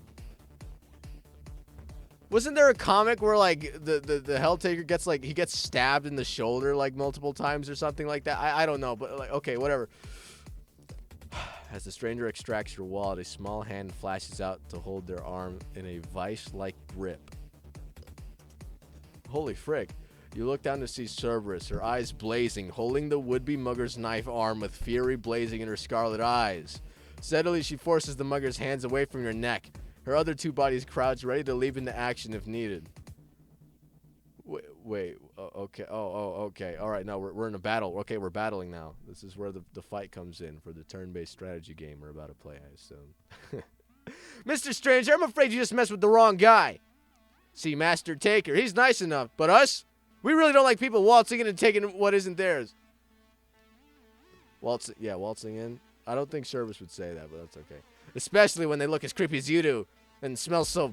Her eyes narrow, focused and intent on the still hooded figure.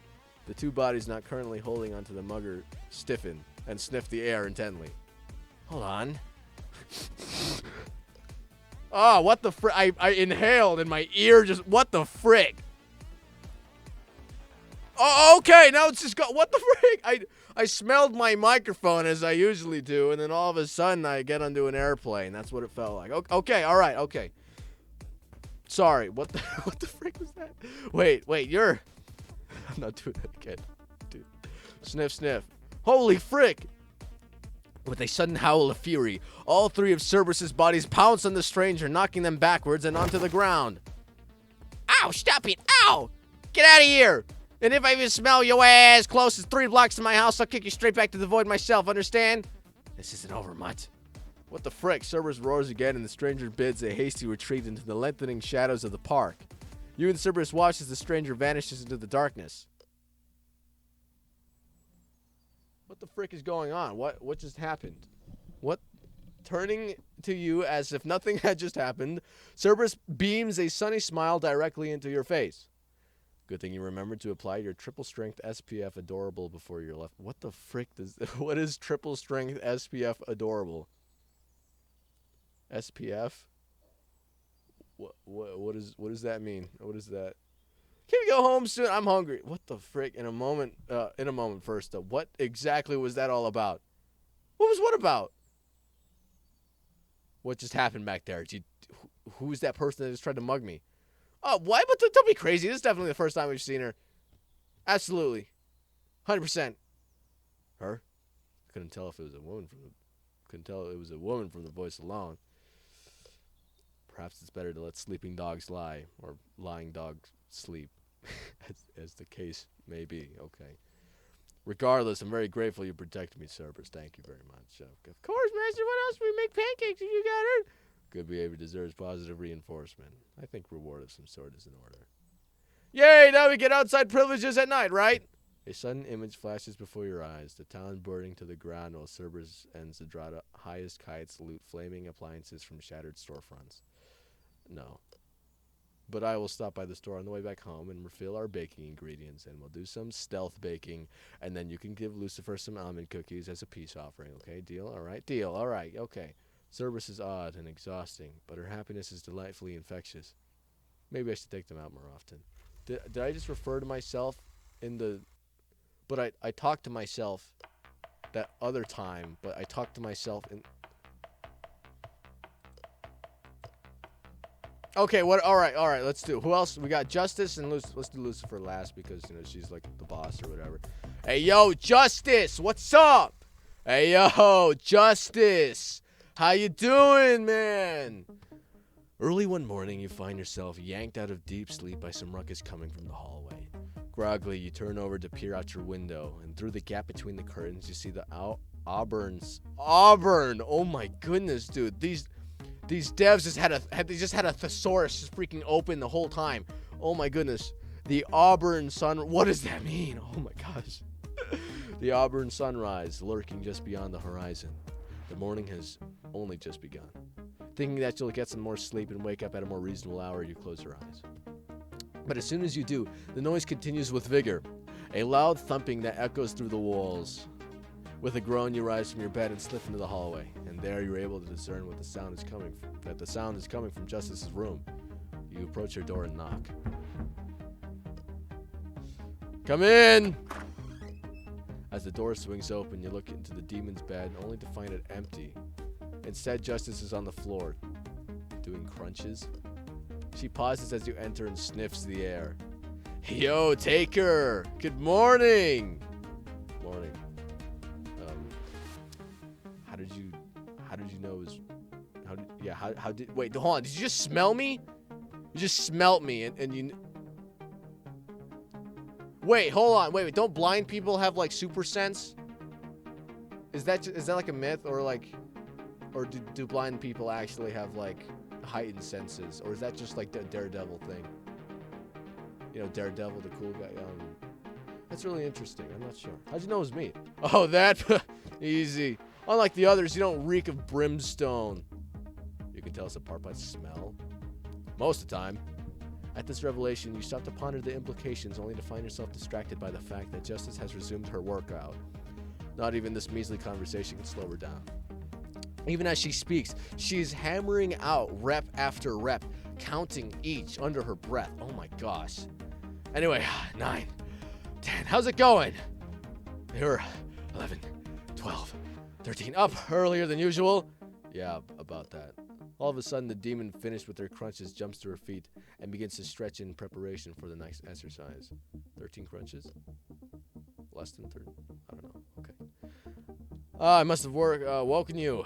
Sorry about that. I was hoping to get my sets in just before breakfast. Damn! Okay. Justice, breakfast won't be ready for another couple hours. Oh, really? Huh, looks like I misjudged the time. Ah, well, might as well get it done since I'm up. Damn. All right, but could you just try and keep it down a little? Most of us are trying to get a couple more hours of sleep. I'll do my best, Chief, but make no promises. I'm all finished up with my warm-up. Now I'm going to be moving on to the difficult stuff. The difficult stuff?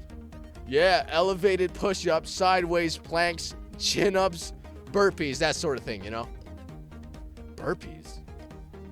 Are you out of your mind? We're on the second floor. Do you have any idea how much noise that's going to make? You could wake up Cerberus doing that. And once she's up, it'll be impossible for the rest of us to get any sleep. You know how much energy she has in the morning, right? Yeah, that's a fair point. What else am I supposed to do? Have you considered actually going to a gym? Nah, Justice is all about that calisthenics crap, dude. Oh, hell yeah. Body weight exercise. Let's go. A gym could be fun. Do you know any good ones? Well, Oh, come on. You must be knowing the best places, right? Or do you mean to tell me that you were just born with the arms the size of tree trunks, And before you ask me how I know, Modius told me. Okay. Okay, yeah, you're blind. You're blind. Okay, all right.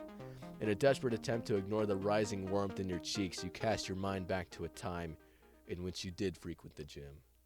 It's been some time since your last visit, but you figure that now is as good as a time as any to go back. All right, you're going to want a towel, some clothes you don't mind sweating in, and a water bottle. Oh, hell yeah, we're going now? We are. Unless, that is, you'd rather wait. No way, man, I'm in. Then without further ado, Justice ushers you out of her room so that she can gather her things and change. You take the opportunity to slip across the hall into your own room, where you find yourself looking longingly at your bed.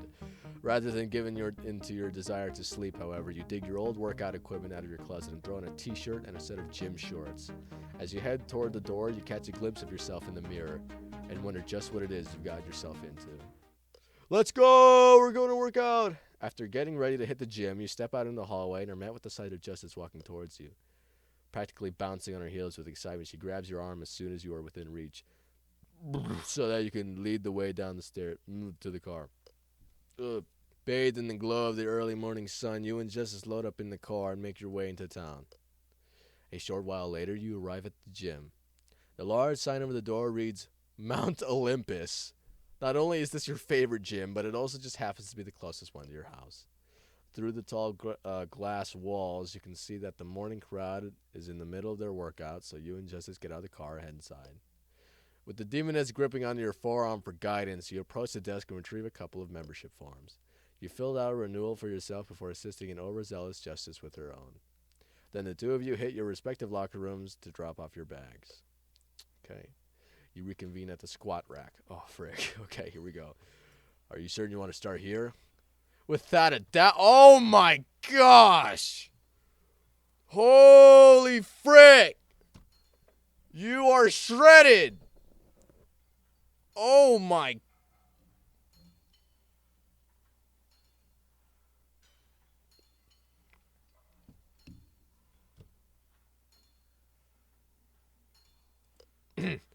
I'm thinking 7 sets, 13 reps each. Let's say 133 pounds. Pardon? Yeah, I know it's a little on the low side, but I'm still feeling a little stiff out of practice, so I thought a warm-up like that would be a good place to start. What do you say? I say, give me a minute to load up the weight, and I'll spot you. And with that, you set to work. Loading up the bar. Though you've never seen a gym that has weights in increments of 3, you find yourself too focused on hauling them over to the bar to really think too. I just realized that, yeah, to really think too much on that matter. After everything is all set up, you help Justice into position. Holy frick! Okay. Oh my gosh. Okay, hold on. Okay. I'm not looking. I'm not looking, guys. Okay. Just look into my eyes for a second. Okay. Check out my stupid tie, my stupid shirt, my coat.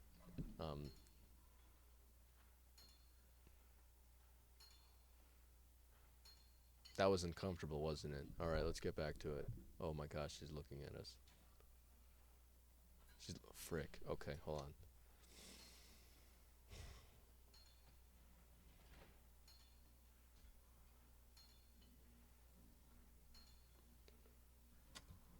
Her first couple of reps look a little bit uneasy, so you carefully spot her progress.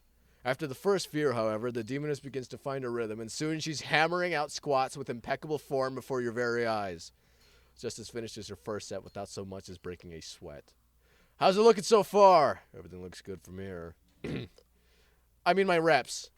As she bends down to pick up the bar again, Justice looks over your shoulder at you and winks.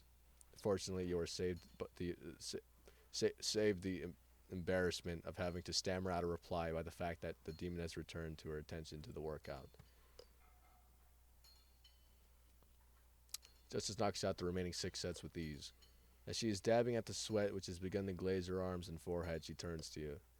All right, your turn. What are you feeling? I think I'll keep the weight, but I'm going to tone the sets and reps down a notch. 3 sets, 7 reps. Sounds good to me, man. You do what makes you comfortable. Oh, okay. Thank goodness. At this, you trade places at the squat rack. Justice places her hands on your hips to get into position to spot you. Then, with a brief thumbs up in your direction, you begin your first set. Admittedly, your progress isn't nearly as effortless as Justice's was, but you remind yourself that not only has it been a while, you're also not a literal demon from hell, and so you persevere. You manage your first set fairly well, and finish up your second in much the same way. On the third, however, you feel your legs begin to shake as they are ready to give up. Feeling you begin to waver, Justice squeezes your hips. Come on, man, you can do this. You only got 4 more reps to go. With Justice egging you on, you power through the last of their squats. And as you return the bar to its rightful place, Justice meets you with a triumphant high five. You killed it, man. Through your panting, you can't manage to reply. Now, what's next?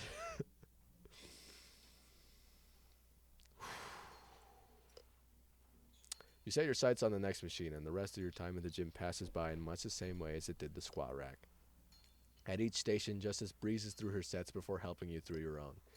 By the time you are on the last few machines, the demoness is practically glowing, while you feel like just a step above a puddle on the floor. In spite of this exhaustion, however, adrenaline is pumping through your body, and you feel better than you have in a long time. You find that you can't remember why you even stopped exercising in the first place. Sadly, your elation proves to be your downfall. In your zeal, you overdo it with the weight at the pull-down machine and end up going a little bit too far. It is only when pain shoots through the muscles of your back and shoulders that you realize what you've done. Ah! Whoa! That didn't sound good. You all right? Justice helps you detangle from the machine and prompts you to take a seat on a nearby bench. I'm good. Just overdid it a bit. May I? Go right ahead.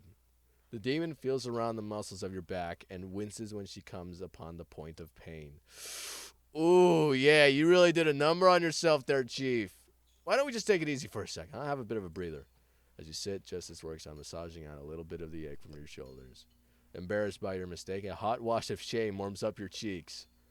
Hey, it's all right to be excited, you know, but I don't want you hurting yourself. It's important to know your limits, and that way you can avoid this sort of thing, but also know where you can safely push those boundaries to steadily get better, yeah?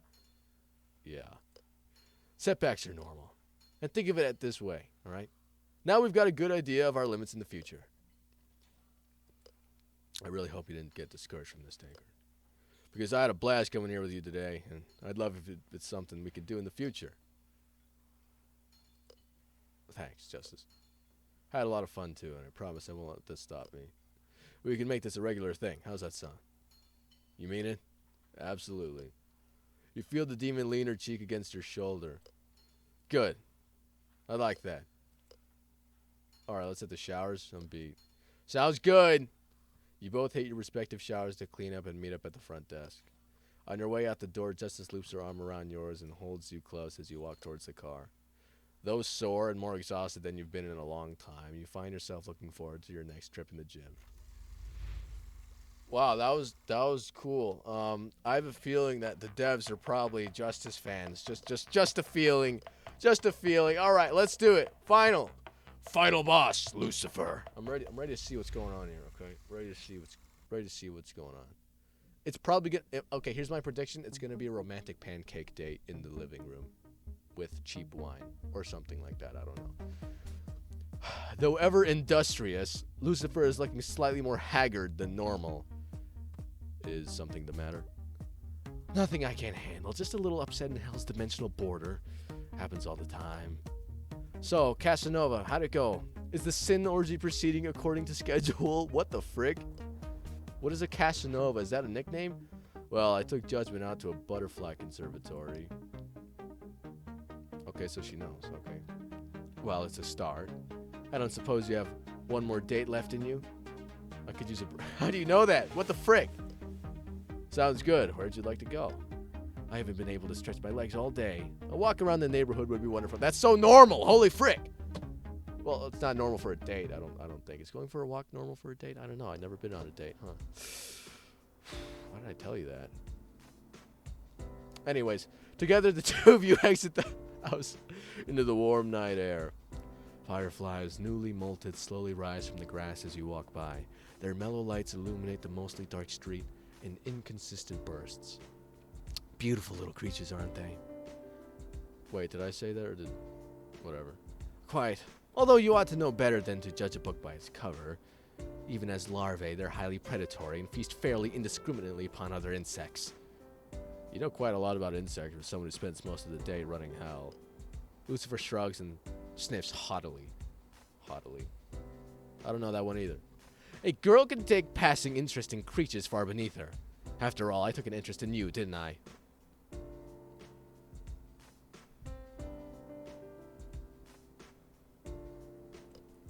That one stung a little bit. Very funny.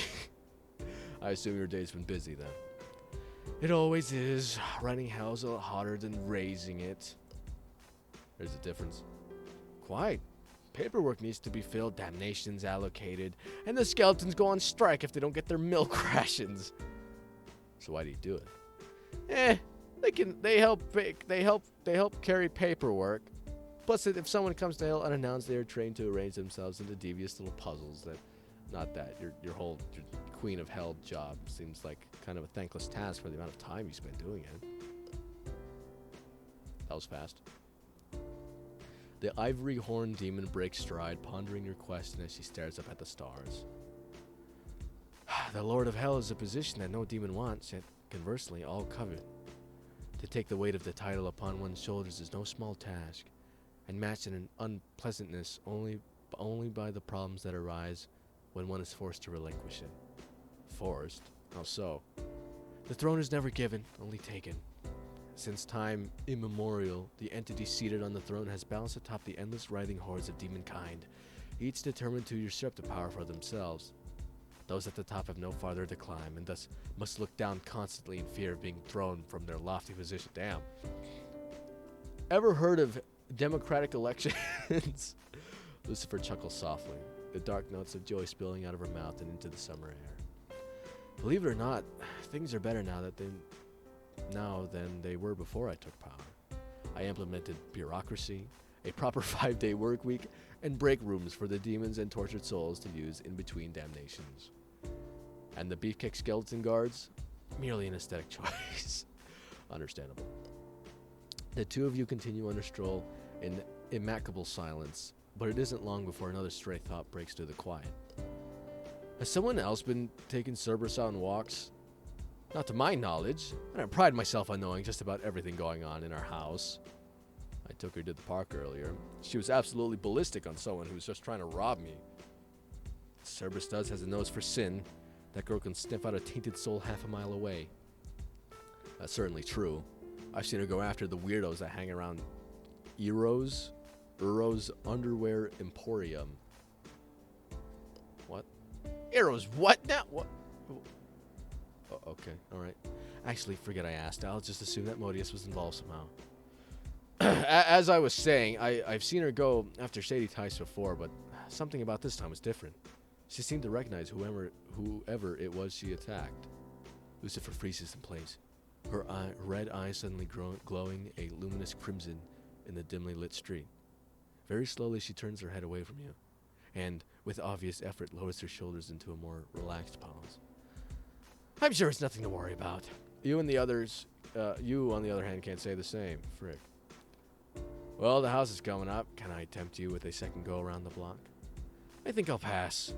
Though this walk was quite enjoyable, especially after such a hectic day. In addition, thank you for the conversation. It was certainly informative. Especially... Whoa, frick. Lucifer is cut short by the unmistakable sound of shattering glass, followed by raised yet indistinct voices emanating from the house. And just when things seemed like they were winding down to... With a crash, a chair from the dining room is pitched through one of the windows on the front of the house. Through the newly formed opening, the din of voices can be heard more clearly. Insolent whelp! Have you no respect for the rules of the house? Not when you're the one enforcing them. Yay! Yeah, sicker girl. Who's talking right now? I don't know. Lucifer's shoulders sag slightly, her eyes downcast. You don't have to be the one to sort this out. It's my house, after all. Yes, but they are my responsibility. I ought to be the one to bring them to heel. true, but, you know, I'd like to put this in stop before they damage the table. Well, since it seems that you have a grudge to settle, I suppose I could allow you to assist me with my affairs, but only this once. Do you understand? I do. The two of you march back into the house, ready to clean shop. Well, this night certainly took a turn towards the unforeseen, but perhaps Lucifer is starting to let you see a bit more into her personal life. You'll have to see what comes of this in the coming days.